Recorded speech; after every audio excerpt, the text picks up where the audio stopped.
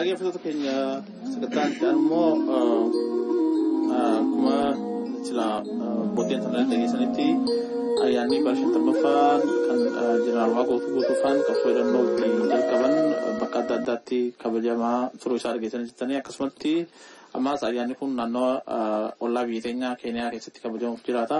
Sanirraamee nasiibuun sagantaa takka qabdii itti dhiyaadha. Nasiibuun maaltu jira?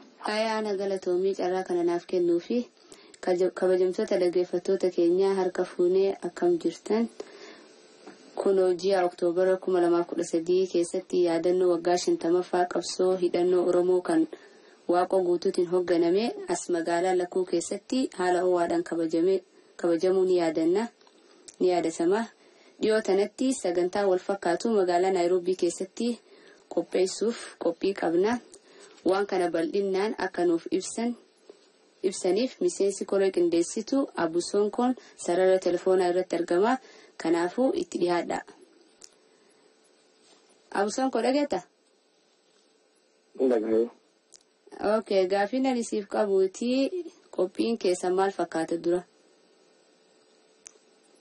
Qophiin keenya ayyaana waggaa 50ffaa qabsoo hidhannoon uummata Oromootti eegalame ilaalchisee uummatni magaalaa Naayiroobiidhaa kan Oromiyaa bahaa kibbaa fi dhihaa biyyoonni kutaalee hundarraa iyyuu agartee koree ayyaana kana dhaabbannee seenaa agartee abbootiin keenya fi gootottiin keenya Oromiyaa agartee guddittii isaan bilisoomsuudhaaf godhan harree waggaa 50ffaa 1993 irraa hanga amma 2013tti waggaa 50 waan guunnee jirruu fi sababuu kanaaf agartee ayyaana agartee Oromiyaa Atifisti jedhutti ayyaana guddaa qopheessinee agartee akka uummata keenya wajjin kabajuudhaaf qophii kennee jirra.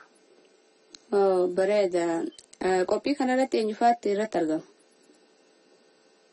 Qophiilee kana keessummootiin biyyoota garaagaraa irraa akka maqaa koree kanaatiin yoo isinitti dubbadde keessummootiin biyyoota nuti amma keessa jirru Keenyaa keessatti biyyoota keessummoota gurguddoon agartee mootummaarraa yookaan immoo agartee waan irratti argamanii fi akkasuma biyya keenya Oromiyaa irraa keessummootiin agartee ni argamanii biyyoota Awurooppaatii fi biyyoota Ameerikaatii fi Saawuz Afrikaa aga Somaaliyaatti keessummoota agartee akka fedhii isaaniitiin ayyaana kanarraa qooda fudhachuudhaa fi fedhii isaanii akka nuuf himanii fi iddoon keessummoota illee akka magaalaa Naayiroobii seenaa jiran ayyaana kana beekuu dandeenye jira. Bareeda. Uummanni Oromoo sagantaa irratti hirmaata yaamichaa dhiyeessuun akkamitti itti qophaa'u jiran? Akkamitti dhiyeessitan? Nuti sagantaa hedduu qabnaa. Sagantaaleen nuti qabnu keessaa akkuma agartee aadaa Oromooti eebbaan bannaa.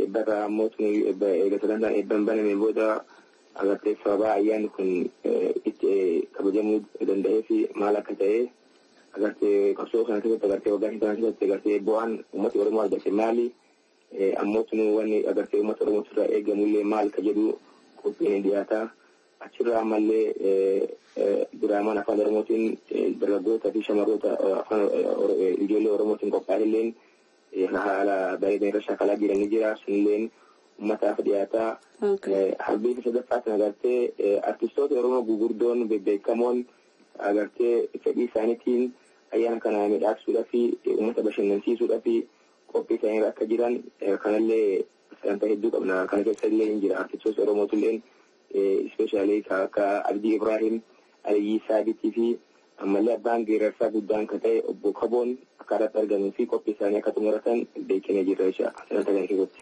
Okay, bareeda. Amma dhaamsa dhumaa yoo qabaatte maal dhaamsatiin uummata Oromootiif qabdu?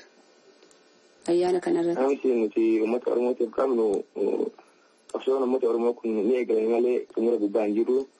Kabajaan arra boonu kulleen agartee dhala dhufuuf agartee dabarsuudhaa fi waan nuti keessa baanee dabarree uummataaf ibsuudhaaf malee xumura qabsoo kanaa waan hin ta'inii fi uummata Oromoo kan bahaa, kan dhihaa, kan kaabaa, kan kibbaa agartee qabsoo abbootiin keenya eegalaniif gootawwan Oromoo hedduun irratti wareegaman kana akka agartee irraa dhaallee new generation agartee generation amma haarawaa jiru kanaan akka qabsoon kun agartee bakka bu'amee galma ga'ee abdiin guddaan keenya kana irra guddaan fedhiin keenya guddaan kanuma. Ayyaa Abusonko galatoomii sagantaan keenya asirra raawwatan nagaatti. ulfaadha wayyamaa ulfaadha.